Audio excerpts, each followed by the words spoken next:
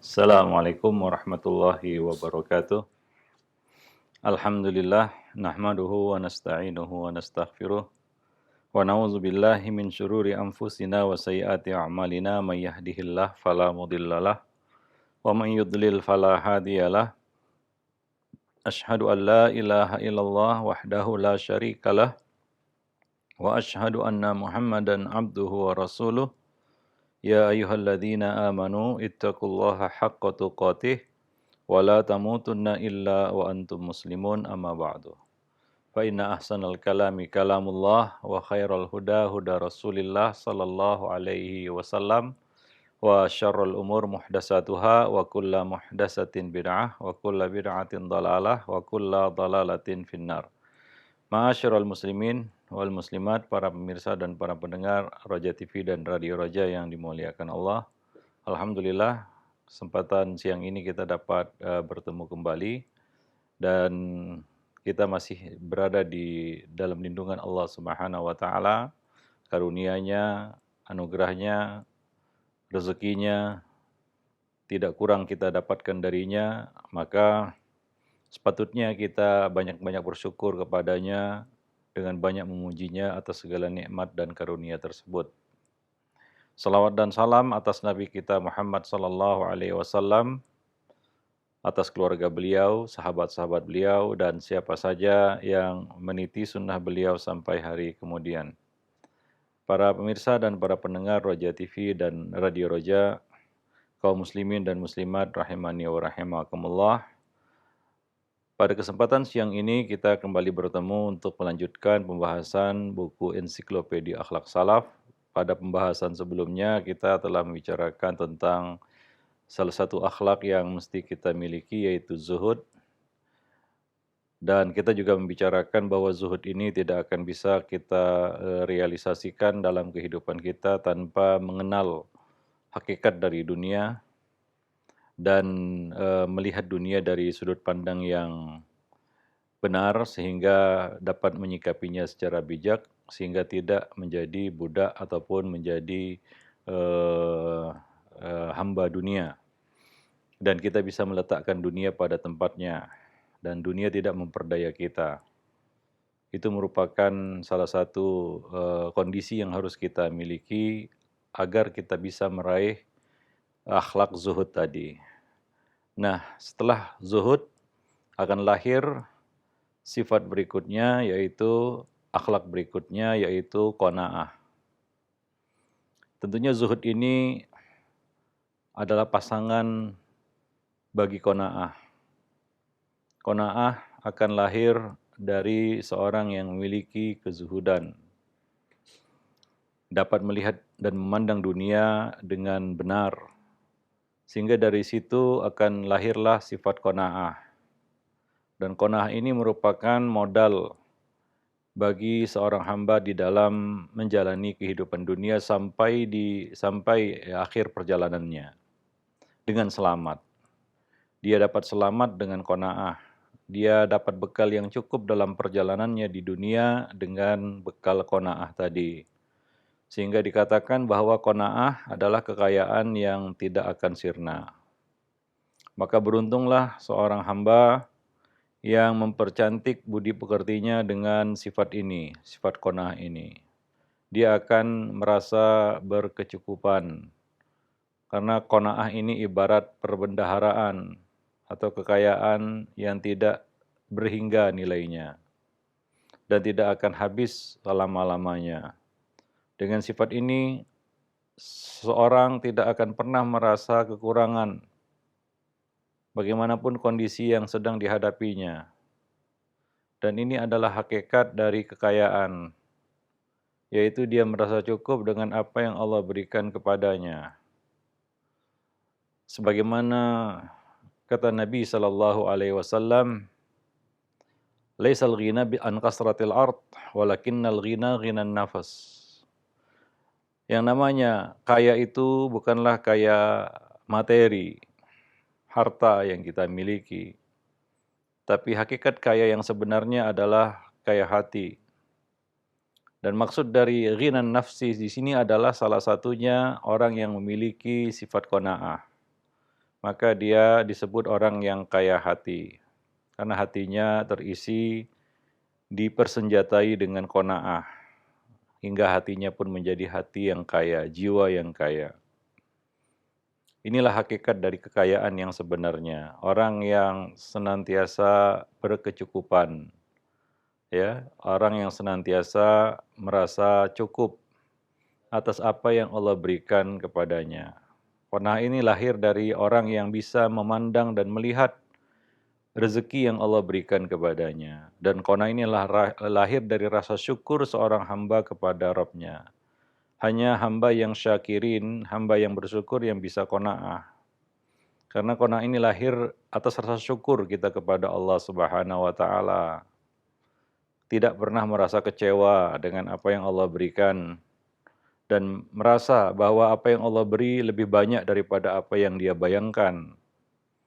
Dari situ lahirlah qanaah. Tanpa syukur tidak mungkin lahir qanaah. Orang yang kufur nikmat, maka cenderung dia akan mengecilkan dan meremehkan nikmat-nikmat Allah Subhanahu wa taala, dan dia akan merasa terus kekurangan dan tidak pernah merasa cukup dan puas. Hatinya akan diisi oleh sifat yang negatif dan buruk, lawan dari zuhud yaitu tama'. Yang ini akan membuat dia merasa segala apapun yang Allah berikan kepadanya itu tidak berarti dan tidak berharga. Dan dia merasa apa yang dimiliki orang itu lebih baik daripada apa yang dia miliki. Maka orang ini pun jatuh kepada satu bentuk yang Allah ancamkan di dalam Al-Quran, wala in kafartum inna adabi lasyadid. Jika kamu kufur, maka sungguh adabku itu sangatlah pedih. Orang yang tidak memiliki sifat qanaah ini, maka dia akan jatuh kepada sifat kufur nikmat tadi, mengkufuri nikmat-nikmat Allah Subhanahu wa taala. Dan tentunya orang-orang yang bersyukur ini karena mereka senantiasa melihat nikmat-nikmat Allah, mengamalkan firman Allah Subhanahu wa taala, wa amma bi ni'mati rabbika fahaddits, dan adapun terhadap nikmat-nikmat Rabbmu maka sebut-sebutlah, lihatlah dengan lebih detail, dengan lebih terperinci, sering-sering melihat nikmat-nikmat Allah. Maka salah satu yang kita hasilkan dan kita dapatkan dari tadabbur ayat-ayat Allah adalah munculnya rasa syukur bahwa kita ini telah dapat nikmat yang begitu banyak dari Allah Subhanahu wa taala.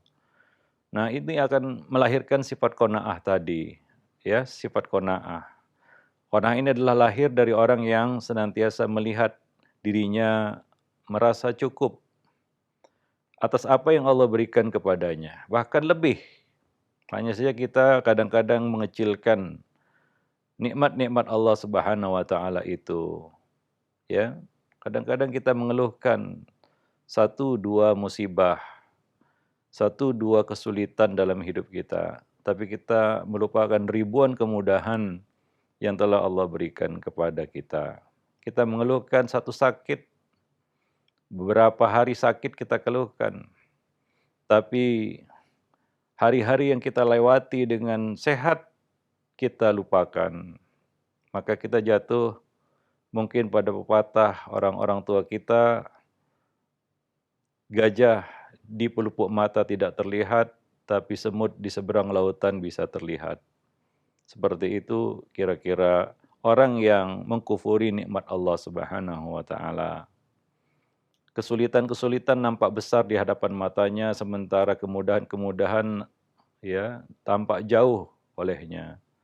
Padahal Allah Subhanahu wa taala telah memberikan segala kemudahan baginya di dunia.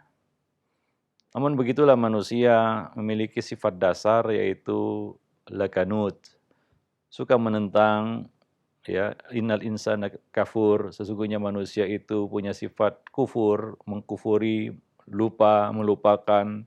Itulah sifat manusia. Dan kadang-kadang kita juga terjebak kepada sikap-sikap seperti itu di dalam kehidupan kita. ya kita mengesalkan takdir Allah Subhanahu wa taala, ya. Misalnya Allah memberikan kepada kita satu ujian hari ini, yaitu musibah virus corona yang memukul bukan hanya kesehatan manusia, tapi ada lagi yang lebih terpukul, yaitu ekonomi masyarakat. Banyak orang-orang yang berkurang pendapatannya, tidak berkurang rezekinya sebenarnya ya, tapi berkurang pendapatannya. Dari satu sisi Allah Subhanahu wa taala kurangi rezeki mereka, tapi dari sisi yang lain mungkin Allah Subhanahu wa taala berikan rezeki yang mereka tidak pernah dapatkan selama ini. Mungkin berkumpulnya kita dengan keluarga merupakan sebuah rezeki yang tidak bisa kita wujudkan kalau seandainya virus corona ini tidak Allah turunkan. Kita bisa berkumpul dengan keluarga, lebih dekat dengan keluarga, yang mana hal itu tidak bisa kita lakukan di hari-hari biasa. Nah, itu mungkin salah satu rezeki yang Allah berikan. Kita bisa lebih dekat dengan istri kita, dengan anak-anak kita, dengan karib kerabat kita, ya, yang mungkin selama ini, apalagi hari ini, kita terpisahkan dengan mereka, ya karena kesibukan kita. Ini merupakan salah satu bentuk rezeki yang Allah berikan. Nah demikian ya, Allah Subhanahu wa taala tidak kurang memberikan rezeki kepada hamba-hambanya. Ya maka seorang hamba yang qanaah, dia selalu melihat sisi di mana Allah Subhanahu wa taala memberikan rezeki kepadanya. Dia pandai melihat rezeki yang Allah berikan. Dan tidak semua orang bijak seperti itu. Tidak semua orang bijaksana seperti itu bisa melihat rezeki-rezeki yang Allah berikan kepada dirinya. Itu harus berangkat dari husnuzan, positive thinking seorang hamba kepada Rabb-nya. Ya, dia melihat sisi-sisi yang tidak terlihat oleh orang-orang awam. Nah demikian. Nah, itulah hikmah ataupun hakikat dari perintah Allah, wa amma bi ni'mati rabbika fahaddits.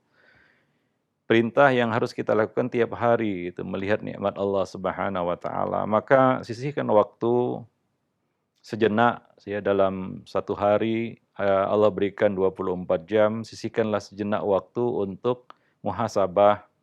Salah satu di antara yang kita lakukan pada amal muhasabah ini adalah melihat sudah berapa banyak nikmat yang Allah berikan kepada kita hari ini. Itu salah satu isi dari muhasabah. Ya selain kita merenungi kesalahan dan dosa yang kita lakukan, coba kita komparasikan, kita bandingkan itu dengan nikmat. Agar menumbuhkan rasa malu kita yang berlipat terhadap Allah Subhanahu wa taala. Dengan maksiat dosa yang kita lakukan, kita masih menerima banyak nikmat dari Allah Subhanahu wa taala. Itu salah satu isi dari muhasabah, yaitu melihat nikmat-nikmat Allah Subhanahu wa taala. Itu juga masuk dalam perintah Allah Subhanahu wa taala untuk tadabbur. Ya, saat di malam hari kita bangun dari tidur dan kita mentadabburi penciptaan langit dan bumi, ya, penciptaan alam semesta, ya itu untuk membangkitkan ya rasa syukur kita kepada Rabbul Alamin. Melihat ya bagaimana Allah memberikan segala kemudahan kepada kita untuk bisa hidup di atas buminya, di atas bumi Allah Subhanahu wa taala. Nah demikian ya seorang muslim ya yang mengenal Rabb-nya yang maha besar, yang maha kuasa, ya akan muncul darinya sifat qanaah ini. Ya, maka dia tidak pernah mengeluhkan rezeki. Sering kita sampaikan bahwa seorang muslim pantang untuk mengeluhkan rezekinya. Ya, tapi kita lihat dalam kehidupan nyata banyak muslim, mungkin kita juga kadang-kadang kita mengeluhkan rezeki kita kepada orang lain, kepada teman kita, saya begini, saya begitu. Kita berkeluh kesah yang mana itu tidak memperbaiki masalah. Itu tidak menyelesaikan masalah juga dan juga itu tidak menambah rezeki kita juga dan tidak menghilangkan musibah. Yang ada mungkin kita hanya dapat ucapan dari orang lain, ya ucapan kasihan, ya ucapan ya duka dan lain sebagainya. atau minimal kita dapat takziah hiburan darinya, tidak lebih dari itu. Nah, demikian ya.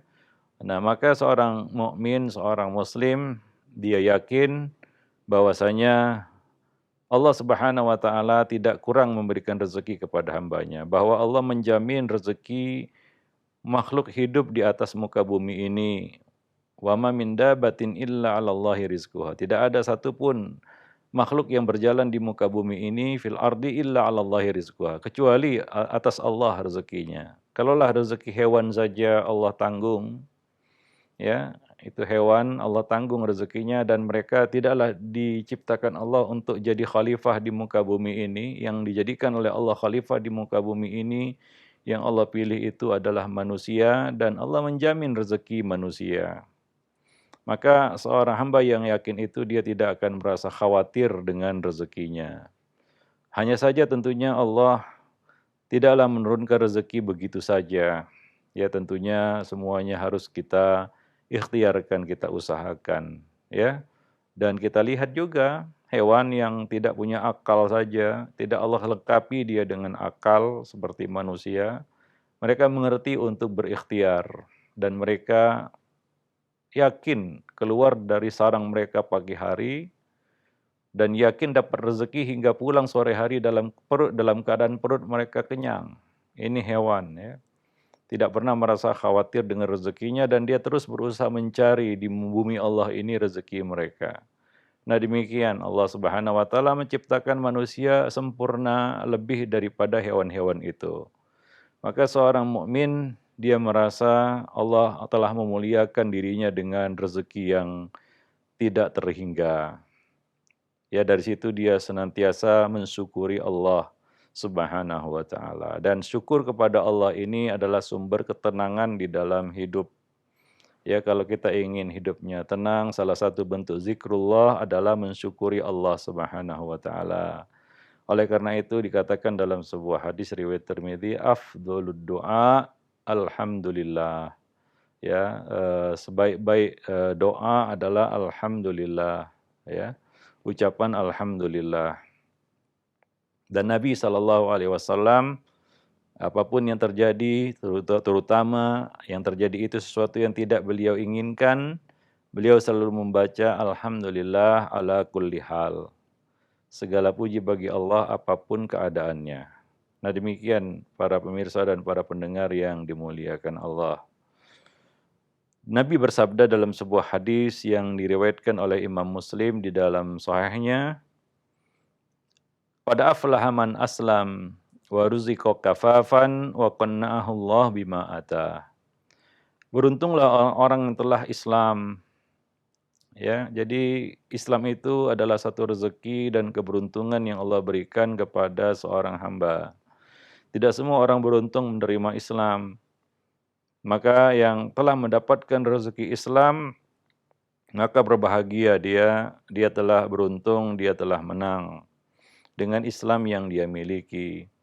Itu cukup menjadi rezeki yang terbesar dalam hidupnya, tidak akan bisa dinilai dengan apapun, dibandingkan dengan rezeki apapun. Yang mana dia tidak akan ridha rezeki apapun diganti dengan Islam. Walaupun rezeki Islam itu diganti dengan alam semesta ini, dia nggak akan mau menukar Islam itu dengan alam semesta. Karena begitu berharganya nikmat Islam itu. Maka orang yang telah Muslim, maka dia dikatakan tidak kurang satu apapun sebenarnya. Ya, la khaufun alaihim walahum yahzanun. Ya, ini sebenarnya definisi bahagia itu ya tertuang dalam kata-kata itu, firman Allah itu. Innal ladzina qalu rabbunallah tsumma istaqamu. Orang-orang yang menyatakan Rabb kami adalah Allah, la ilaha illallah, tsumma istaqamu. Kemudian dia istiqamah di atas la ilaha illallah itu, apapun yang terjadi, walaupun harus dipotong-potong, dibakar ataupun dihilangkan, dibunuh, dimatikan, ya dia memegang teguh la ilaha illallah itu, tsumma istaqamu, kemudian dia istiqamah apapun yang terjadi. Maka Allah mengatakan fala khaufun alaihim walahum yahzanun. Tidak ada rasa takut atas mereka dan mereka tidak akan bersedih. Tidak takut dan tidak bersedih itu adalah definisi bahagia yang Allah tuangkan di dalam firman-Firman-Nya. Dan tidak banyak orang yang dapat rezeki ini, tidak ada takut dan tidak bersedih. Harta tidak membuat orang itu tidak takut dan tidak bersedih. Kedudukan tidak membuat orang itu tidak takut dan tidak bersedih. Apapun itu, ketenaran tidak membuat orang itu tidak takut dan tidak bersedih. Bahkan dengan harta, tahta, jabatan, ya, popularitas, apapun yang diimpikan oleh manusia di muka bumi ini tidak bisa membuatnya menjadi orang yang tidak bersedih dan tidak takut. Bahkan sebaliknya, dengan apa-apa yang kita sebutkan tadi, harta, tahta, popularitas, atau apapun itu, ya, dari kesenangan-kesenangan dunia justru mendatangkan rasa takut dan rasa sedih. Harta kadang-kadang membuat kita sedih dan banyak membuat kita takut. Ya, demikian pula anak misalnya, rezeki anak itu juga bisa membuat orang itu mahzanah, mabkhalah, ya, membuat orang itu bersedih dan majbanah, takut, sedih dan takut. Kita punya anak kadang-kadang kita takut. Takut masa depannya, takut musibah ataupun malapetaka menimpa dirinya, seletih kita menjaganya, capek kita, ya. Kadang-kadang kita sedih karena kesedihannya dan banyak lagi hal-hal yang membuat kita takut dan sedih karena rezeki itu. Ya, demikian pula rezeki-rezeki yang lain justru mendatangkan rasa takut dan rasa sedih. Yang rezeki yang tidak membuat orang itu takut dan sedih adalah rezeki nikmat Islam. Ya, iman itu tidak akan membuat dia sedih dan takut. Bahkan Allah mengatakan innalladzina qalu rabbunallah tsumma istaqamu. Orang-orang yang menyatakan Rabb kami adalah Allah kemudian dia istiqamah. Fala khaufun alaihim wala hum yahzanun. Mereka tidak akan takut dan mereka tidak akan bersedih. Dan kalau ingin tahu, kalau ditanya apa itu bahagia, ya itu. Fala khaufun alaihim wala hum yahzan. Bagaimana dalam hidup di dunia ini kita hidupnya itu la khaufun alaihim wala hum yahzanun. Tidak takut dan tidak bersedih. Tidak ada yang kita takutkan kecuali Allah. Dan tidak ada yang kita sedihkan karena kita selalu bersama Allah Subhanahu wa taala dan kita tahu ya kita di mana dan mau kemana dan apa yang ada di hadapan kita. Maka kita tidak akan bersedih dan tidak akan takut karena Allah bersama kita. Ya la tahzan innallaha ma'ana. Itu kata-kata yang Nabi sampaikan kepada Abu Bakar As-Siddiq ketika musuh sudah berada di atas mereka. Ya, jangan takut, jangan bersedih, sesungguhnya Allah bersama kita. Nah, demikian para pemirsa dan para pendengar yang dimuliakan Allah. Ya, maka itu adalah salah satu modal bahagia, yaitu tidak takut dan tidak bersedih. Baik itu di dunia, apalagi nanti di akhirat. Di akhirat lebih-lebih lagi yang namanya bahagia di akhirat itu adalah orang yang tidak takut dan tidak bersedih. Tidak takut karena dia yakin bahwa Allah Subhanahu wa taala akan memuliakannya dan meridainya, dan tidak bersedih karena dia akan mendapatkan ridha Allah, ridwannya yaitu surga. Nah, demikian para pemirsa dan para pendengar yang dimuliakan Allah. Dan rezeki yang tidak membuat orang takut dan bersedih itu adalah rezeki Islam. Ya, qad aflaha man aslam. Sungguh beruntung dan bahagia, menang orang-orang yang telah diberi rezeki berupa Islam. Tapi kadang-kadang kita justru mengeluhkan rezeki Islam. Kita mengeluh jadi muslim. Aduh, jadi muslim susah. Ini tidak boleh, itu haram, ini bid'ah, ini macam-macam ya. Sebagian muslim kan seperti itu. Jadi muslim bukan bahagia malah sedih dia. Nah, ini mungkin ada apa-apanya dengan Islamnya mungkin. Atau dia masih jahil tentang Islamnya sehingga Islam jadi beban dalam hidupnya, sesuatu yang momok dalam hidupnya yang dia takuti justru Islam itu. Banyak orang-orang yang Islamofobia justru dari kalangan kaum muslimin sendiri. Nah, ini aneh sebenarnya. Kalau orang-orang kafir ya mereka takut terhadap Islam mungkin ya karena kejahilan mereka tentang Islam. Mereka melihat Islam itu dari luar hingga mereka tidak tahu apa isinya. Nah, kita yang sudah berada di dalam bangunan Islam justru takut terhadap Islam, ini yang aneh. Dan muslim yang takut terhadap agamanya sendiri, ya takut terhadap Islamnya sendiri, ini tidak akan bahagia dia. Ya, serba tanggung. Mau jadi orang kafir melampiaskan hawa nafsu, dilihat KTP muslim. Jadi muslim tertekan. Kenapa? Karena jadi muslim nggak boleh begini, nggak boleh begitu. Ya, dia merasa terkekang, dia merasa tidak bebas, dia ingin bebas tapi takut jadi orang kafir juga. Jadi hidupnya serba tanggung. Ini karena Islam dia lihat sebagai beban dalam hidupnya. Maka bahagialah dengan Islam, ya. Karena banyak orang-orang muslim yang tidak bahagia dengan Islamnya sendiri. Nah, ini yang justru menjadi satu ganjalan kebahagiaan dalam kehidupan mereka. Maka Nabi mengatakan qad aflaha man aslam. Beruntung orang-orang yang telah menjadi muslim. Nah, kita coba perhatikan diri kita. Ya, apakah kita termasuk hamba-hamba yang merasa bahagia dengan Islam kita? Kalau kita bahagia dengan Islam kita, maka Islam tidak jadi beban dalam hidup kita. Bahkan kita terdorong untuk mendalami, mengetahui lebih dalam lagi, lebih banyak lagi tentang agama kita. Maka orang yang bahagia dengan Islamnya, dia akan mempelajari.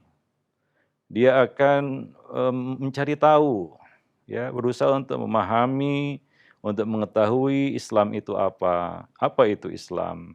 Karena dia tahu ini adalah sumber kebahagiaannya. Maka dia akan bangkit, berdiri untuk mempelajarinya, mengetahuinya. Nah, itu adalah pintu gerbang untuk memahami Islam, yaitu mempelajari dan menuntut ilmu tentang Islam itu. Waruziqa kafafan, kata Nabi SAW. Setelah Islam, ya, itu adalah jaminan bahagia dunia dan akhirat. Waruziqa kafafan, dan dia diberi rezeki yang cukup untuk hidup di dunia. Ya, dia tidak dihinakan Allah karena dia masih diberi rezeki, bisa makan, bisa minum, masih dapat makan, masih dapat minum. Ya, ada orang yang di kanan kirinya, di depan belakangnya makanan tapi nggak bisa makan karena satu dan lain hal. Ada yang karena sakit, ada yang karena nggak ada makanan. Ya, ada orang-orang seperti itu. Maka kita termasuk orang yang beruntung, kita masih diberi rezeki yang cukup oleh Allah Subhanahu wa taala, ya. Wa at'amahum min ju', dan Allah memberikan makan bagi kita hingga terbebas, terhindar dari rasa lapar. Ini salah satu nikmat yang Allah berikan kepada kita, apalagi kita yang hidup di negeri yang subur. Ya, ya, semuanya bisa tumbuh. Ya, tidak perlu perjuangan yang berat. Di satu tempat itu mereka tidak bisa bercocok tanam. Kenapa? Karena tanah mereka putih sepanjang tahun, tertutupi salju, gak ada lahan untuk bercocok tanam. Ada matahari muncul tapi sinarnya tidak menghangatkan. Seperti cahaya bola lampu yang tidak ada panasnya. Hanya sekedar penerang saja tapi tidak menghangatkan. Mungkin kita tidak pernah hidup di tempat seperti itu, ya. Kita kapan mau tanam apapun kita bisa menanamnya. Ya, kita nggak lihat-lihat musim lagi. Kapanpun kita ingin menanam tanaman, kita bisa menanamnya. Ada satu tempat mereka tidak bisa menanam sama sekali.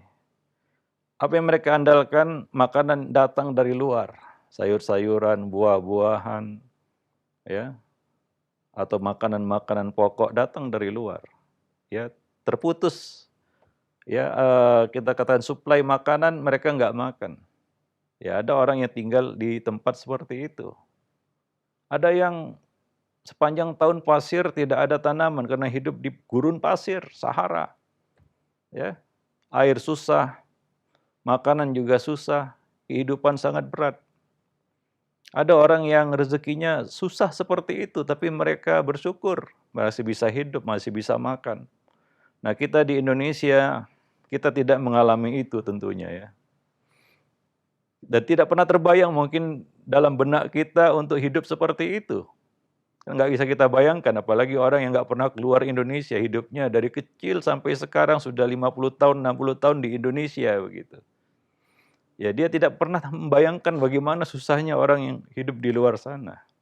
Maka kita yang khususnya hidup di Indonesia harusnya lebih banyak bersyukurnya kepada Allah Subhanahu wa taala yang tidak kurang-kurang memberikan rezeki kepada kita. Wa ruziqa kafafan, dan dikaruniai rezeki yang cukup bahkan melimpah atas bawah. Air kita tidak pernah kekurangan air. Makanan kita tidak pernah kekurangan makanan, ya. Bahkan udara segar kita dapatkan. Kita tidak kepanasan, kita tidak kedinginan. Ada di tempat yang sangat ekstrim cuacanya. Dingin sangat dingin, panas sangat panas. Nah, kita hidup serba dicukupi Allah Subhanahu wa taala. Tapi ingat, semua rezeki ini harus berbanding lurus dengan syukur itu. Kalau tidak, inna adzabi lasyadid, kata Allah. Sesungguhnya azabku sangat pedih. Konsekuensinya semakin banyak nikmat yang kita dapatkan dari Allah, semakin besar konsekuensi dan tanggung jawabnya. Untuk bersyukur kepada Allah Subhanahu wa taala. Maka kita yang tinggal di Indonesia, tuntutan untuk syukur kepada Allah itu lebih besar.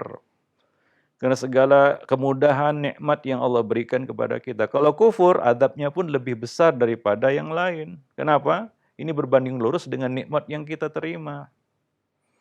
Ya, latus alunna yauma idzin 'anin naim. Hingga Ibnu Taimiyah mengatakan tidak ada satupun rezeki dari Allah itu yang gratis sebenarnya. Nggak ada yang gratis, semuanya ada hitungannya. Ya memang seperti ya orang naik angkot ya, naik gratis turun bayar gitu. Masuk rumah makan, masuk gratis, keluar bayar. Ya seperti itu, nggak ada yang gratis. Seolah-olah kita nikmati semua ini percuma, kata orang Malaysia. Ya. Atau gratis, kata orang Belanda, orang Indonesia juga kata gratis. Ya tapi itu ya di sini, nanti ada hitungannya. Nanti akan keluar bilnya itu. Ya, kamu telah berbuat ini, kamu telah menikmati ini. Seperti hadis yang disebutkan tentang orang yang pertama kali diadili pada hari kiamat. Apa yang Allah lakukan pertama kali terhadap mereka, 3 orang ini yang diadili Allah pertama kali ini. Allah jelaskan kepada mereka semua nikmat-nikmat Allah kepada mereka dan mereka mengakuinya. Ya, maka keluar tagihannya itu, bilnya keluar. Bahwa kita sudah menikmati ini. Wah, kita yang hidup di Indonesia ini menjadi tanggung jawab besar bagi kita. Konsekuensinya besar juga. Karena nikmat Allah yang kita terima lebih banyak daripada yang lain ternyata. Ya, tanggung jawabnya lebih berat lagi, lebih besar lagi. Maka kita yang tinggal di sini, syukurnya itu harus lebih tebal lagi. Ibadahnya itu harus lebih banyak lagi daripada orang-orang yang tidak seberuntung kita mendapatkan kemudahan hidup seperti di negeri ini. Nah demikian para pemirsa dan para pendengar yang dimuliakan Allah. Wa ruziqa kafafan, dan telah diberi rezeki yang sangat cukup. Wa qanna'ahu Allahu bima atah. Lalu Allah membuatnya qanaah dengan apa yang Allah karuniakan kepadanya. Yaitu yang terakhir setelah dia dapat rezeki dunia akhirat yaitu Islam, dia dapat rezeki di dunia yaitu dengan kecukupan yang Allah berikan. Ya sebagai pelengkapnya, penyempurnanya adalah dia terima itu dengan qanaah. Ya, dia terima itu dengan qanaah. Wa qanna'ahu Allah bima ata. Dia qanaah menerima apa yang Allah berikan kepadanya. Dia tidak melihat rezeki yang Allah berikan kepada orang lain. Ya, untuk apa juga kita ya kepoan itu dengan rezeki orang. Ya, rezeki manusia nggak sama. Nggak ada satupun di dunia ini rezeki orang itu sama. Pasti berbeda satu sama lainnya. Sebagaimana bedanya garis tangan mereka. Nggak ada yang sama. Sidik jari manusia nggak ada yang sama. Rezeki manusia nggak ada yang sama. Si kembar aja beda rezekinya. Itu kembar yang kata orang bak pinang dibelah 2. Hampir nggak ada bedanya. Bahkan mungkin dibelah 3. Tapi rezekinya nggak sama si kembar ini. Ya, walaupun mereka kembar, mirip dari sisi penampakan dan penampilan, tapi rezekinya, pembagian rezekinya tidak sama. Apalagi kita dengan orang lain yang nggak ada hubungannya, tentunya rezekinya pasti beda. Jadi untuk apa kita lihat rezeki orang? Ya, lalu muncul hasad di situ, muncul ketidaksukaan, ya, dan kadang-kadang kita menyesali rezeki yang Allah berikan kepada kita anggap itu kurang dibandingkan rezeki orang. Dari mana kita tahu rezeki kita kurang daripada rezeki orang? Ya kadang-kadang kita melihat secara lahirnya saja, wah si fulan lebih bahagia dari saya. Kenapa? Wah dia punya rezeki yang lebih, dia punya ini, punya itu. Belum tentu dia bahagia dengan semua itu. Tapi kita sudah mengeluhkan rezeki kita yang membuat kita jadi nggak bahagia dengan rezeki yang Allah berikan. Ya, maka dari itu kata orang, rumput tetangga pasti terlihat lebih hijau daripada rumput sendiri. Ya, itu kalau kita suka melihat kanan kiri, ya. Yaitu terlalu sibuk untuk membicarakan dan melihat rezeki manusia. Apalagi di zaman sekarang, zaman sosial media itu. Ada orang yang kerjanya memang suka pamer di media sosial, orang-orang melihat, kadang-kadang muncul hasad, ya. Dari situ orang melihat, akhirnya dia pun merasa kecewa dengan rezeki yang Allah berikan kepadanya karena hidupnya dengan media sosial tadi. Coba lihat di WhatsApp, kadang-kadang juga di Instagram, lebih-lebih lagi di Facebook dan Twitter, orang-orang membicarakan rezeki dan memamerkan rezeki-rezeki mereka, ya. Nah, ini tentunya ya bagi mereka ya merekalah ya akibat buruk dari kebiasaan mereka yang suka pamer itu mereka. Ya kita ya yang menjadi korbannya melihat itu muncul hasad, muncul sukaan terhadap rezeki yang ada pada kita. Ya, nah demikian wallahu a'lam. Sehingga qanaah itu pun tercabut dari hidup kita. Kita menjadi orang yang ya hasud, ya orang yang tamak, dan akhirnya kita berlomba-lomba dengan manusia dalam urusan dunia, dan itulah yang diinginkan oleh syaitan. Kita berlomba-lomba ya tafakhur bainakum ya wa takatsurun fil amwal wal aulad, ya saling berbangga-bangga dengan banyaknya jumlah harta dan pengikut, ya berbangga-bangga dengan apa yang telah dicapai, ya dan itulah yang diinginkan oleh syaitan. Kita berlomba-lomba dalam urusan dunia hingga lupa bahwa Allah meminta kita untuk berlomba-lomba dalam urusan akhirat. Nah demikian para pemirsa dan para pendengar yang dimuliakan Allah. Jadi ternyata qanaah ini adalah modal hidup yang luar biasa berharga, ya yang perlu kita miliki untuk mengarungi dan menjalani sisa hidup kita. Ya, nah demikian. Wallahu alam. Dan sepertinya ini juga satu bekal hidup yang harus kita tanamkan kepada anak-anak kita sejak kecil ya.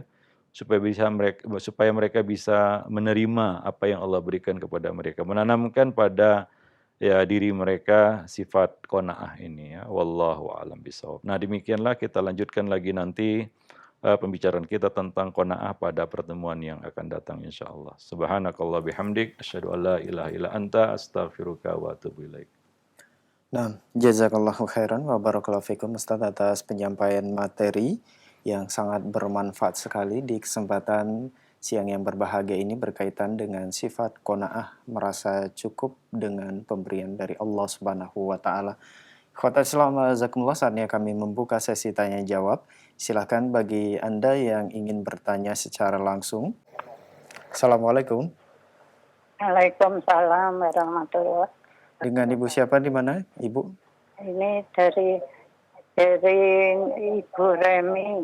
Ibu Remi di mana? Jadi Ibu Remi mau tanya soal saya ini pernah minjam dagangan. Saya itu minjam dagangan untuk dijual. Terus harganya dari yang punya ditentukan. Nanti kalau membayar juga harga itu. Terus saya menjualnya menambah harga. Itu boleh tidak ya? Baik, itu saja Ibu pertanyaannya. Hah? Itu saja pertanyaan.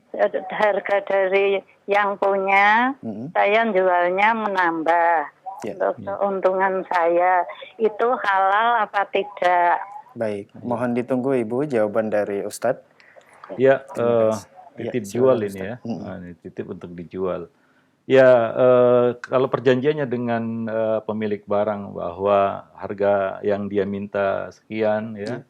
ya, misalnya kita sebut contohnya 1 juta, barang itu bernilai 1 juta, dia terima bagaimanapun kondisinya 1 juta. Iya. Kita jual di bawah itu atau kita jual di atas itu, dia tetap menerima 1 juta.